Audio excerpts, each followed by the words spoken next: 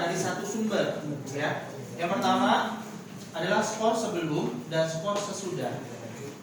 Oke, kita ke SPSS-nya. Kita buka variable view. Kita kasih nama skor sebelum, ya. Nah, kita menguji beda, kan? Kita menguji beda. Ada masih perbedaan sebelum dan sesudah, gitu ya. Kemudian kita kasih nama lagi skor sesudah.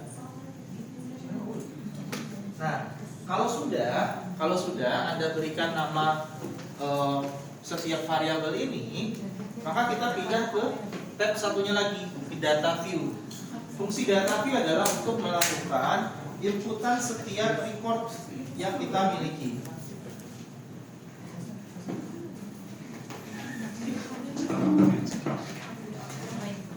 Kita kasih nama setiap kelompok data kita sebelum dan sesudah. Ini datanya dari mana? Dari yang Excel tadi.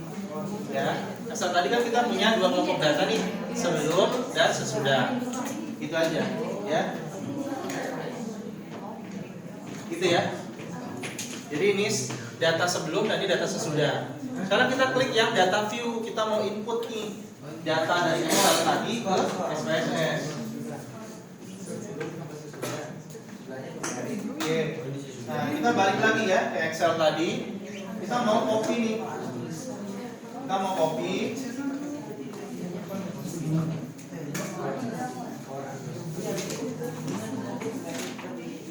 Oke, setelah kalian copy, ya sebelum dan sesudah ini kalian copy, cuma Ctrl C aja. Balik ke data view tadi, lalu Ctrl V atau Command V.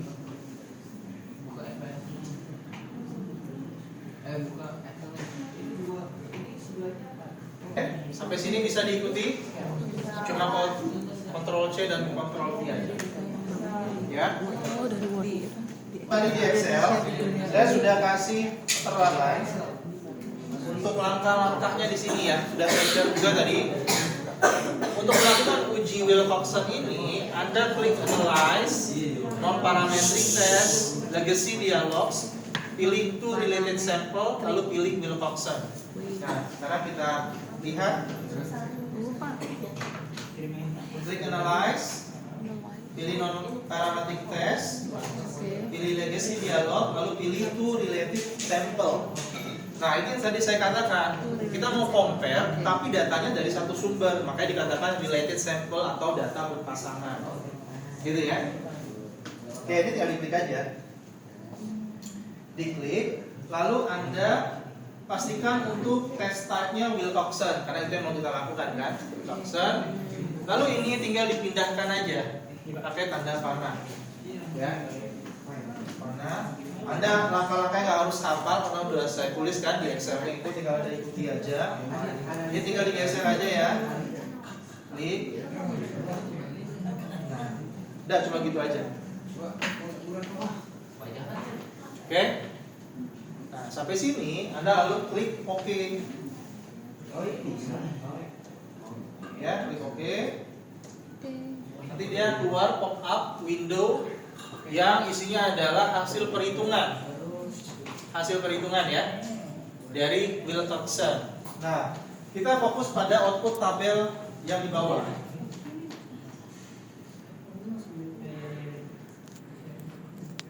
Nah, kita fokus pada tabel yang judulnya adalah tes statistik. Lalu kita lalu kita fokus pada row yang namanya adalah asymptote signifikansi, ya, atau nilai signifikansinya. Nah, kita lihat di sini nilainya adalah kurang dari 0,001. Sama seperti uji regresi berjanda yang menjadi thresholdnya adalah di bawah 0,05. Gitu ya. Nah, maknanya apa? Maknanya adalah memang ada bedanya.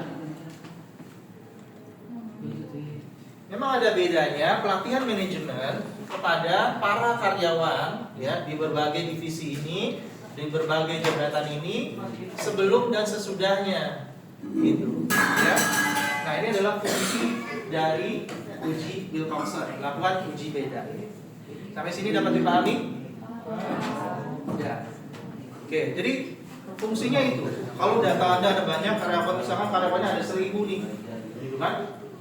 Masa sih Anda cek satu-satu increase ini berapa? Walaupun di Excel kita bisa pakai formula if, ya. Cuman yang menjadi statistiknya, ya, kita harus buktikan itu secara empiris, ya. Nah, Wilcoxon ini fungsinya itu, ya, apakah terdapat beda antara yang sebelum dilakukan pelatihan dengan sesudah dilakukan penelitian. Untuk Wilcoxon ada yang mau ditanyakan dulu nggak sebelum saya pindah ke ujian? Gimana? Ada yang mau ditanyakan? Artinya, kalau kurang dari 0,05 ada bedanya. Kalau lebih besar daripada 0,05 maka tidak ada bedanya. Gitu ya? Yang screenshot tadi kalian bisa copy langsung nih. Kalian blok, copy, Ctrl C. Gitu ya. Lalu pindahkan ke Word, Ctrl V.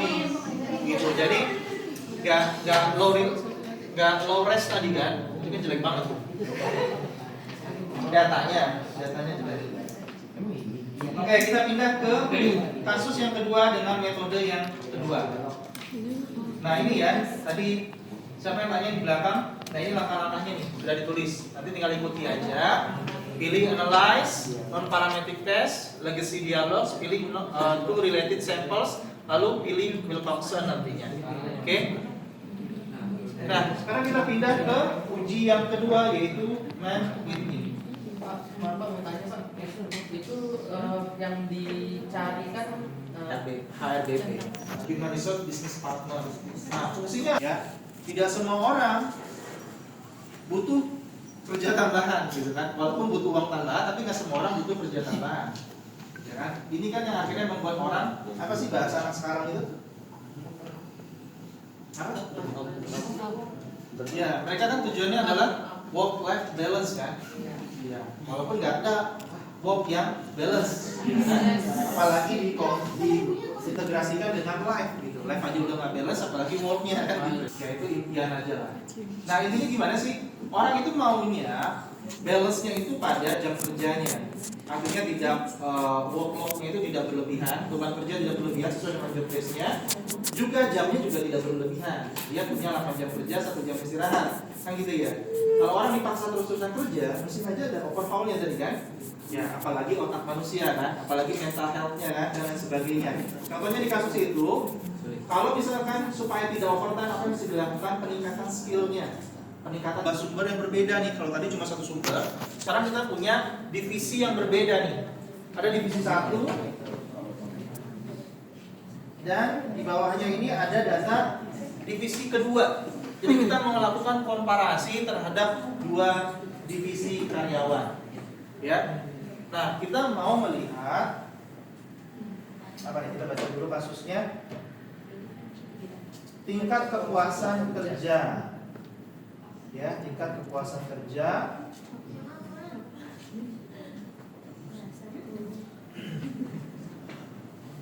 dari dua divisi ini. Berarti yang kita butuhkan adalah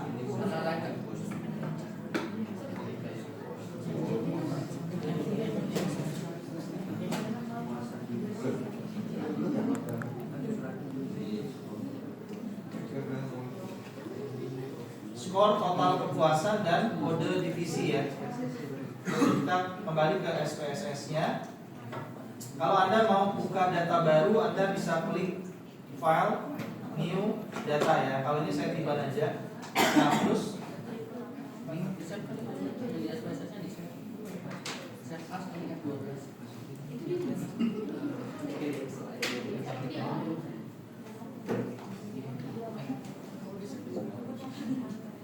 oke, ini saya ganti dengan divisi. Ini saya ganti dengan skor kepuasan. Oke. Nah, karena kita memiliki dua kelompok data, ya kan? Divisinya kan ada dua ya. Ada divisi 1, ada divisi 2 tadi. Berarti kita perlu divide setiap kelompok data tadi kita divide-nya di sini kalau di SPSS. Beda software nanti beda lagi. Ini satu kita kasih nama divisi 1. Klik add, kemudian kita kasih kode 2 divisi 2. Lalu klik OK. Oke, sudah.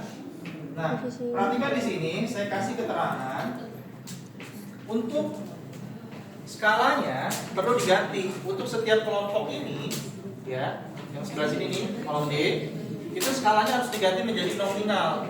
Sedangkan untuk scoring itu skalanya adalah ordinal. Kenapa? Karena biasanya untuk scoring ya, itu biasanya dilakukan pertanyaan yang sifatnya itu persepsi ya, skala 1 sampai 5 tadi tuh yang kelompok berapa tadi? Kelompok 6 ya? Ya, kelompok 6 lupa tadi ya. Nah, jadi 1 itu biasanya bermakna paling buruk, paling rendah ya, paling tidak puas di kasus ini, dan 5 itu yang paling optimalnya, sangat puas biasanya. Nah, ini dia pakai skala Likert namanya gitu. Ini sifat skalanya adalah ordinal, klasifikasi datanya. Jadi kita menggantinya itu di sini di measurement ya. Ini pakai ordinal, ini pakai scale. Ya. Oke, ini cara mendivide setiap karakteristik data yang digunakan pada SPSS. Karena SPSS ini sesuai apa ya? Sesuai software-software lainnya, apapun yang diinput pasti akan dihitung. Nah, tinggal bagaimana si usernya mengklasifikasikan datanya itu dengan baik dan benar, gitu ya. Nah, ini kita ganti dengan ordinal, ini kita ganti dengan scale. Lalu kita copy paste lagi ya, sama seperti tadi. Kita copy paste kode divisinya.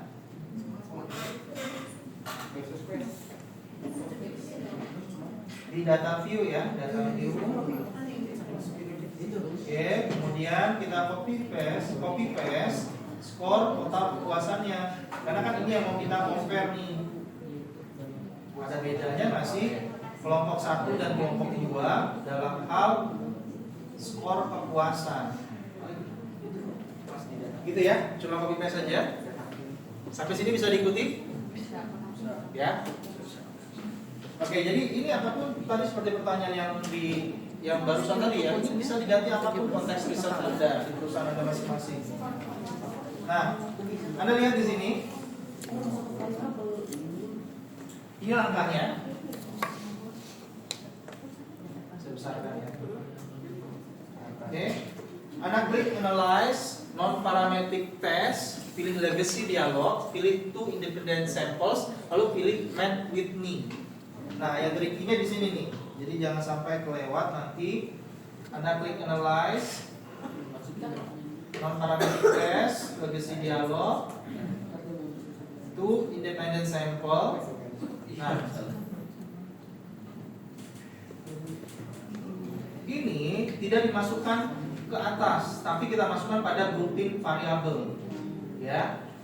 Yang skornya kita masukkan pada test variabel. Jadi yang di atas ini fungsinya adalah untuk melihat ya perbedaannya, sedangkan yang di bawah ini untuk melihat ya setiap struktur datanya. Kalau groupingnya itu mahasiswa sesi 1 dan sesi 2 berarti masukkan ke sini. Ya, divisi marketing dengan divisi sales masukkan ke sini. Gitu ya. Nah, ini adalah outcome-nya. Nah, berikutnya adalah Anda klik yang grouping variable, kemudian define grupnya. Ya. Grup 1 kita kasih codingan tadi divisi 1 ya. Kalau Anda pilih Anda dari departemen sales, Anda kasih coding juga. Codingnya maunya apa? A atau B atau S gitu, itu bebas. Yang jelas kita harus melakukan grouping supaya sistemnya tidak salah baca nih. Karena kita cuma ada dua dan divisinya cuma 1 dan 2, tadi kita kasih nama grup 1 dan grup 2. Ini yang belum lihat tadi ini ya, yang saya maksud yang ini loh. Kode divisi ini ya. Ya. UAS paling gede. Kita ada divisi 1 dan divisi 2 nih. Dari 60 responden ini yang kita uji apakah ada bedanya atau tidak, gitu ya. Nah, setelah kita masukkan ini di file, kita klik continue lagi, ya. Dan pastikan ini kita cantumkan nama man with me-nya, ya, man with me-nya. Lalu kita klik OK, dan seperti tadi ya akan keluar pop-up window untuk output. Dan sama seperti tadi juga yang kita fokuskan adalah tabel tes statistiknya. Di sini sama juga seperti tadi yang kita lihat adalah nilai signifikansinya. Oke, nilai signifikansinya lebih rendah dari 0,05 yang menjadi threshold. Di sini hasilnya lebih rendah dari 0,05. Artinya apa? Ada bedanya. Ada bedanya dua kelompok tadi. Karena divisi 1 dan divisi 2. Dalam hal apa? Kepuasan. Gitu ya. Sampai sini dapat dipahami? Oke. Dari kasus ini berarti Anda harus sudah membayangkan tuh project 1 akan pakai data yang saling terkait untuk melihat ada perbedaan atau tidak di perusahaan Anda. Oke. Kemudian yang kedua, datanya tidak saling terkait. Artinya apa? Anda bisa mengambil data dari dua sumber, misalkan dua departemen yang berbeda, dua divisi yang berbeda, atau yang belum bekerja bisa ambil dari seksi kelas yang berbeda atau prodi yang berbeda, gitu ya. Jadi ada banyak kesempatan lah, gitu ya. Jangan terlalu pusing ambil datanya. Oke? Sampai sini dapat dipahami? Enggak bisa. Udah bisa lagi. Sama perusahaan juga nggak apa-apa, tapi kalau mau beda juga nggak apa-apa. Jadi intinya gini, project 1 sama project 2 ini dua hal yang berbeda ya. Itu kan insight-nya dari kepuasan saja. Ada nggak kita dikasih contoh-contoh insight yang lain? Apakah bisa hal apa gitu misalkan? Oke, contohnya gini. Dengan gambaran lebih. Kalau di tempat saya bekerja ya, kita karena perusahaan MNC multinational corporation, kita ini terpapar juga enrichment soal AI. Artinya AI itu sudah bukan menjadi hal yang di luar perusahaan, tapi harus sudah terintegrasi pada proses bisnis. Nah, artinya apa? Perusahaan melihat itu menjadi satu keharusan skill yang dimiliki oleh karyawannya supaya bisa memanfaatkan AI untuk meningkatkan proses bisnis perusahaan. Apa yang dilakukan? Dilakukanlah training, ya, training AI. Bukan cara pakai AI-nya, tapi lebih kepada optimalisasi supaya AI-nya itu bisa benar-benar terintegrasi pada proses bisnis. Implikasinya apa? Ya tentu pengurangan karyawan ya. Ada banyak, ada ratusan lah, ada yang rekam kan ya. Kamu rekam. Pokoknya ada banyak lah pengurangan karyawan karena otomatisasinya udah jalan, udah running, tekan cost, produktivitas naik. Contohnya tadi adalah sejak adanya AI, produktivitas itu bisa meningkat atau menurun. Nah ini dibuktikan pakai ya pakai Bill Coxon atau Mbak nih? Tergantung Anda ambil datanya dari satu departemen saja, maka Anda